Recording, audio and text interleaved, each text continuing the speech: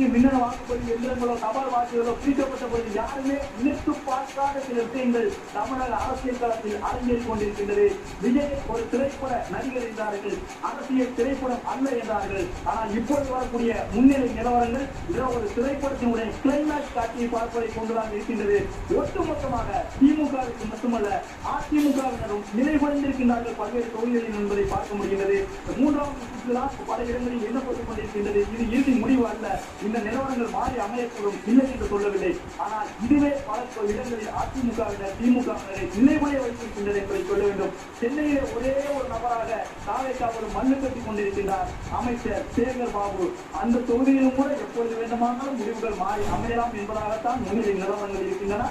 திரைப்படத்தின் கிளைமேக்ஸ் காட்சியை கொண்டு சென்னைக்குள்ளாக தமிழக வெற்றிக்காக ஒரு மிகப்பெரிய சேதாரத்தை திமுகவுக்கு ஏற்படுத்தி இருக்கின்றது. சென்னையிலே துறைமுகத்தை தவிர்த்து சேப்பாக்கம், திருவல்லிக்கேணி, கொளத்தூர் உட்பட அனைத்து தொகுதியிலும் தாவேகா முன்னிலை பெற்றுக் கொண்டிருக்கின்றது.